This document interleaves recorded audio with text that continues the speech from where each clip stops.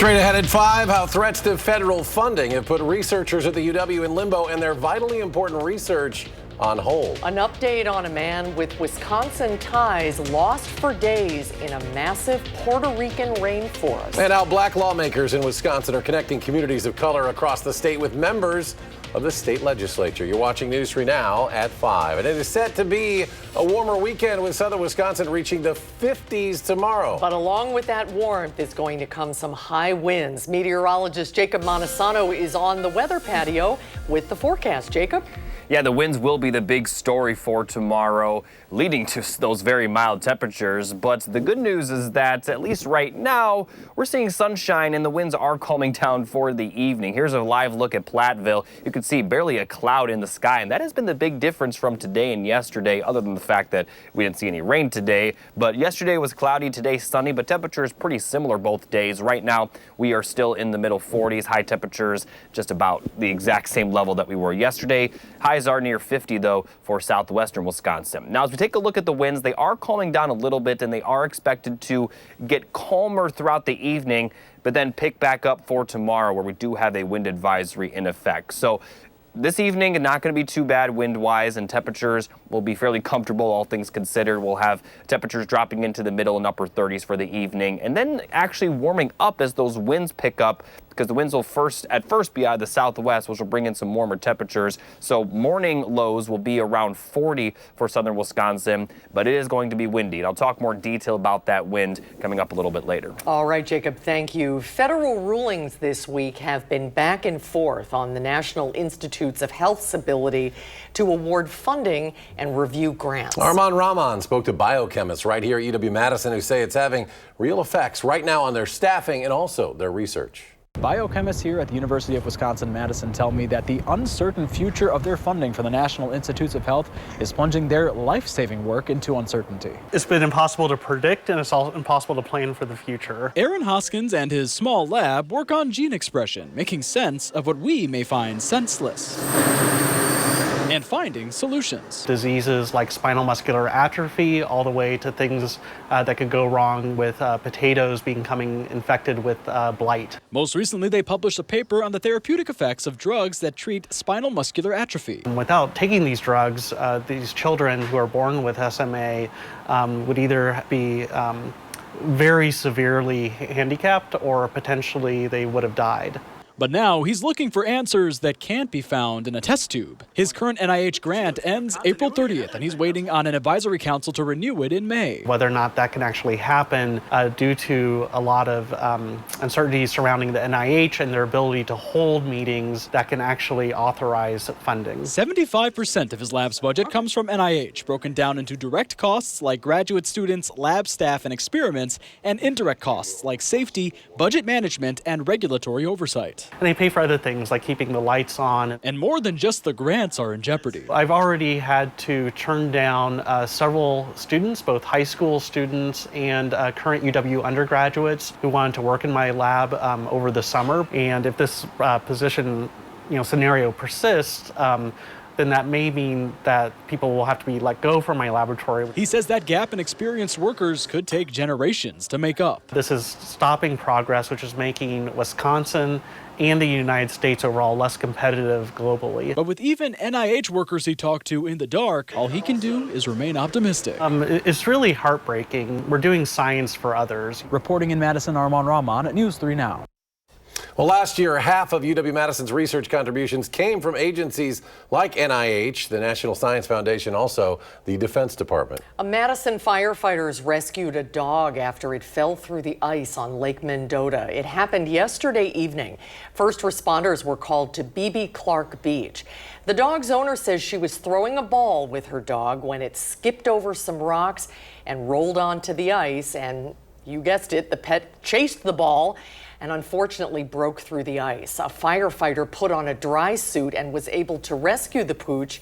The dog was in good spirits after getting back on dry land and reuniting with its owner. A Wisconsin man found safe after going missing in Puerto Rico. Sunday, Abdur Rahman took a wrong turn on a trail near the tourist spot El Yunque, the rainforest there. Despite a heart condition, Rahman was fit and an avid hiker. Rescuers searched for 3 days to find him.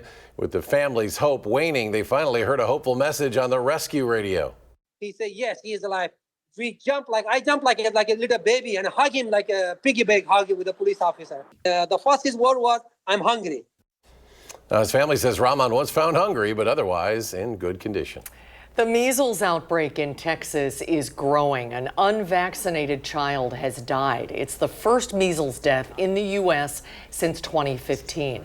The largest outbreak to hit Texas in decades has grown to more than 130 cases. And measles has also spread now to New Mexico. Some doctors are calling the virus extraordinarily contagious.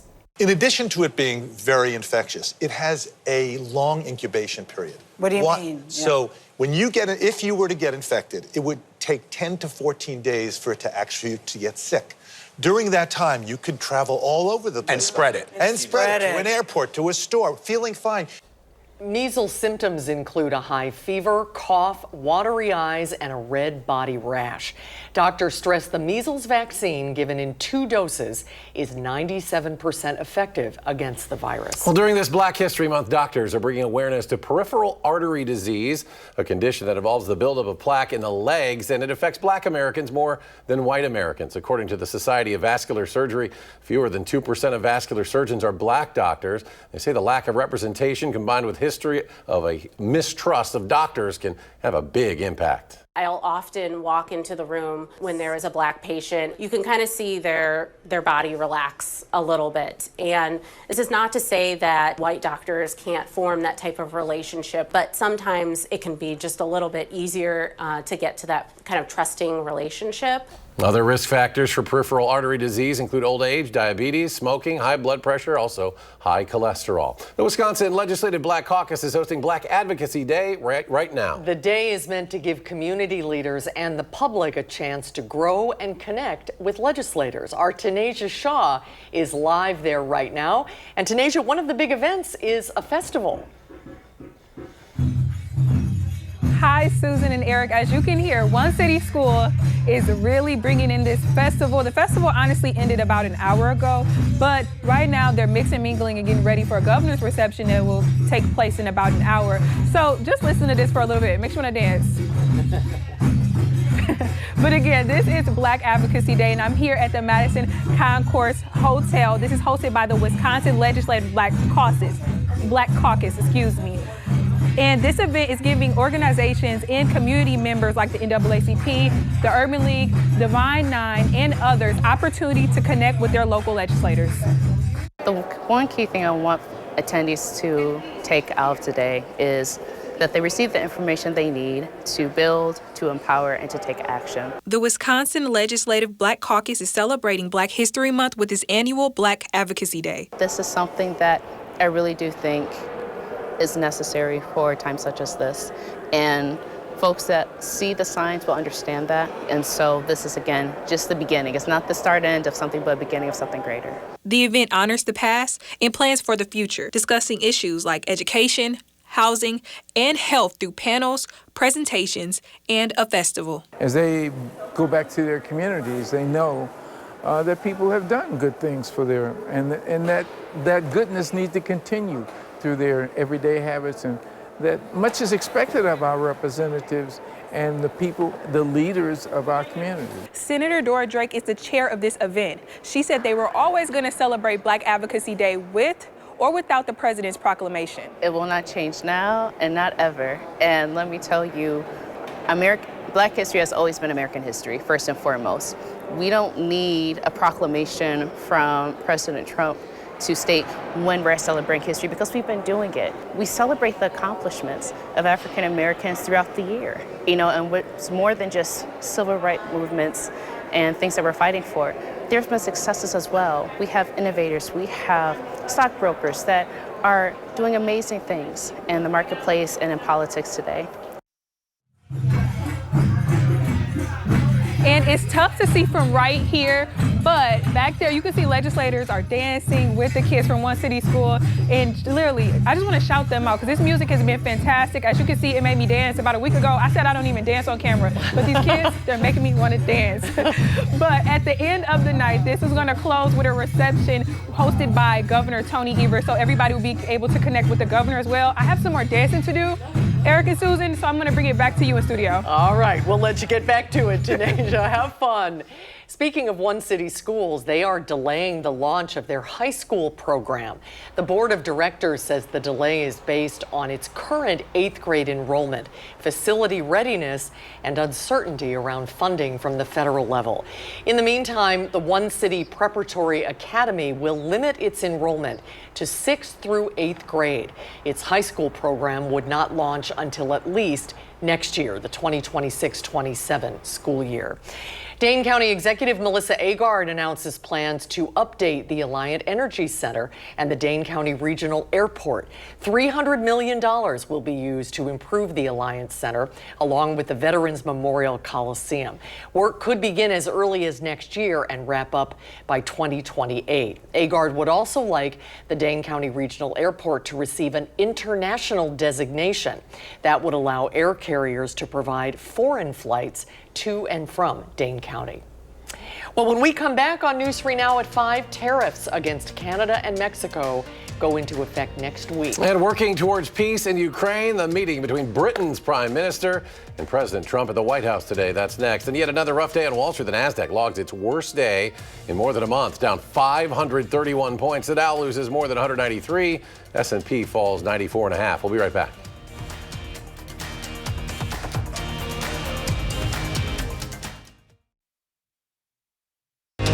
You're watching News 3 Now at 5. President Trump is focused on the war in Ukraine during a meeting with Britain's Prime Minister. Well, this as Ukraine's president is set to visit tomorrow. British Prime Minister Keir Starmer is pushing the president to get assurances that if there is a peace deal, the U.S. will help provide security agreements to stem Russian aggression. President Trump says he wants Europe to provide the security agreements, but he added a new deal that would give the U.S. greater access to Ukraine's rare earth minerals will help keep the peace. It's really going to get us into that country. We'll be working there. We'll have a lot of people working there. And so in that sense, it's very good. It's a backstop, you could say. I don't think anybody's going to play around if we're there with a lot of workers.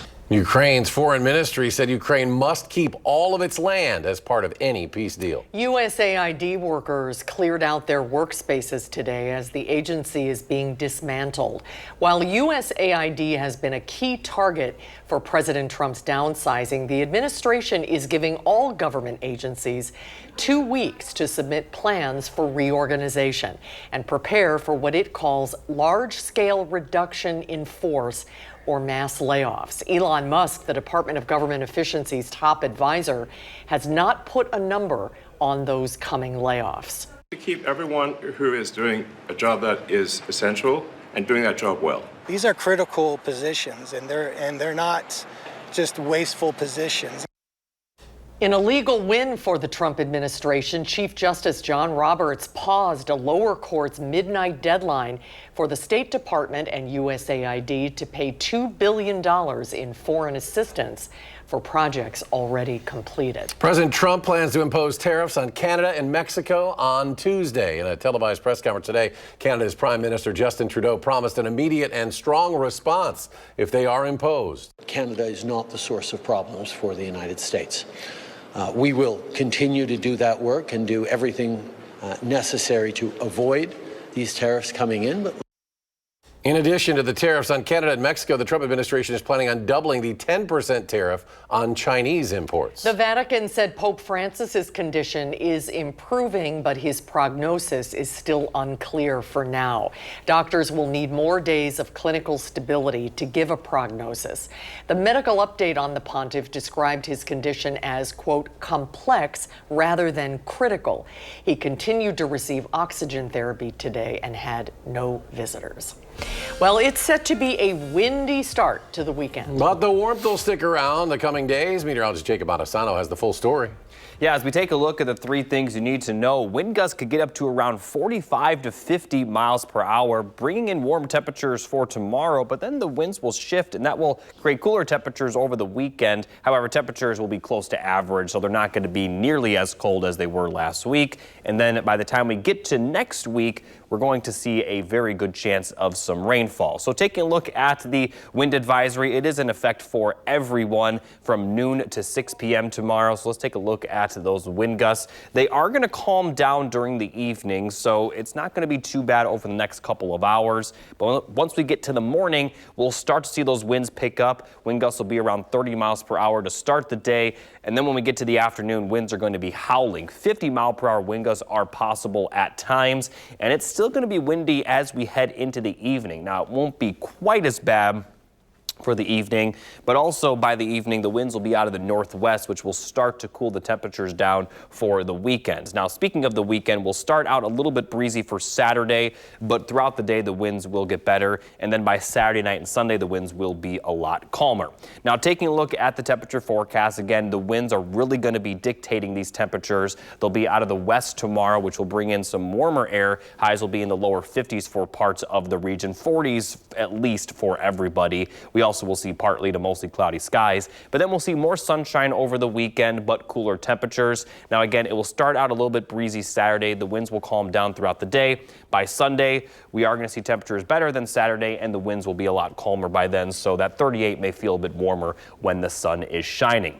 Now, I want to focus on next week a little bit because the chance of rain Tuesday does look to be pretty likely, and we could see quite a bit of precipitation. Now, the first chance of rain will come late Sunday night into early Monday. Just going to see a few passing light showers, maybe a wintry mix, but otherwise, this round of precipitation won't produce much. But as we get into Tuesday afternoon, we're going to see widespread rain move into our area, likely going to continue throughout the evening. And as we head into the overnight hours, this is where things get a little interesting. The temperatures will cool down throughout the night, and that will allow some of the rain to transition into snowfall. Now, a lot could change between now and then, but if conditions are just right with this system, we definitely could see some accumulation, especially for areas north and west of Madison. Now, as we head towards Wednesday morning, we're likely going to continue to see the temperatures cool down, which will lead to that rain snow line continuing to drift further south. And again, accumulation is possible, especially as we head in towards Wednesday morning.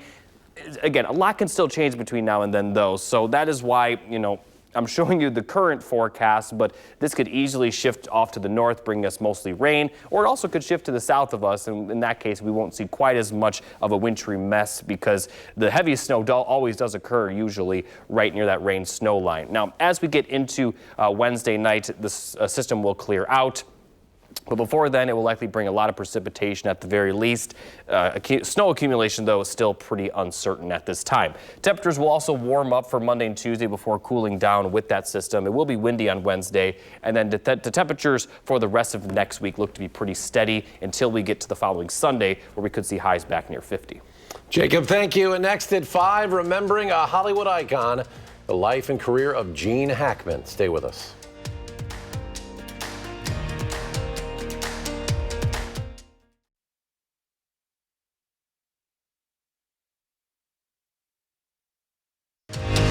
You're watching News 3 Now at 5. Actor Gene Hackman, his wife, and their dog were all found dead inside their New Mexico home.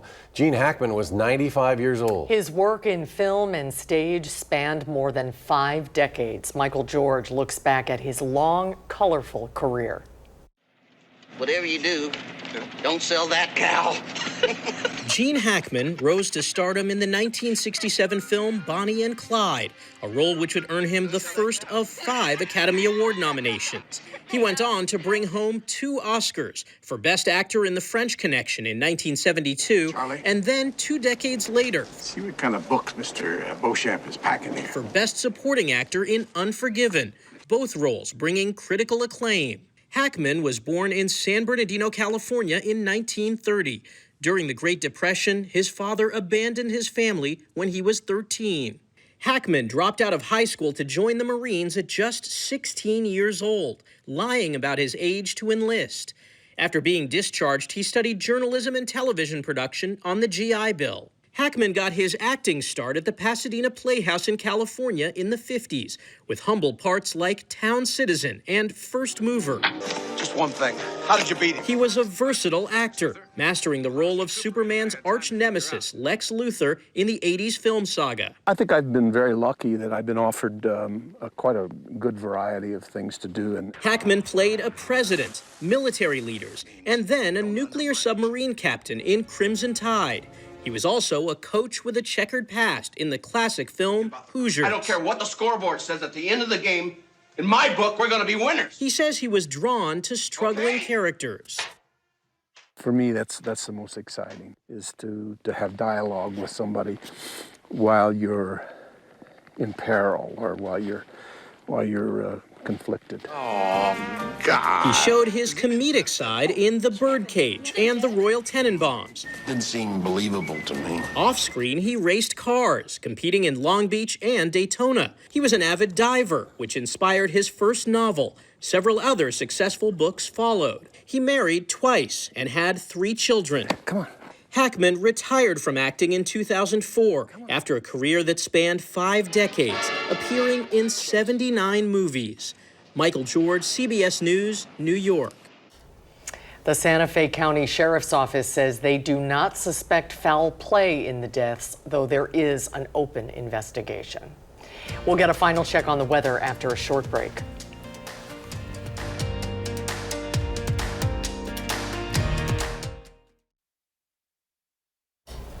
The Henry Vila Zoo introduced some new additions. A meerkat, Poppy, gave birth to 4 pups last month. This is Poppy's 2nd litter within the last year. Who knew they were called pups? I thought they would be mere kittens. But anyway, the zoo has yet to determine the gender of the new pups. They'll have their first hands-on exams when they're about 8 weeks old. The birth is part of a breeding recommendation from the Association of Zoos and Aquariums Species Survival Plan. No doubt will be a big hit when the zoo is getting busy as the weather warms up. Warm but windy coming our way. Yeah, tomorrow we're going to have those 50s for parts of southern Wisconsin, but it's going to be paired with gusts up to around 50 miles per hour. So it's definitely going to be a windy one tomorrow. Cooler temperatures for the weekend, but the winds will be calmer at that point in time. And then next week, it does look active right now. Rain looks very likely by the time we get to Tuesday evening. And depending on where that system tracks, we could see that rain transition to snow throughout the night, Tuesday into Wednesday morning. Very unclear if we'll see snow accumulation. But if the conditions are perfectly aligned for southern Wisconsin to see that, it definitely is possible. So we'll keep an eye on that. Temperatures do look to, for the most part, be pretty comfortable next week. And we're getting to the time of year, by the end of the 10-day forecast, the average high will be 40. So good. We're starting to see those temperatures get warmer and warmer, and they're just going to continue to get warmer throughout the spring. Yeah, first weekend of March looks pretty good. Coming soon. Yeah. All right, Jacob, thank you. Thanks, Jacob. And thanks for joining us for News 3 Now at 5. We'll be back in 30 minutes for News 3 Now at 6. Stay tuned now for the CBS Evening News.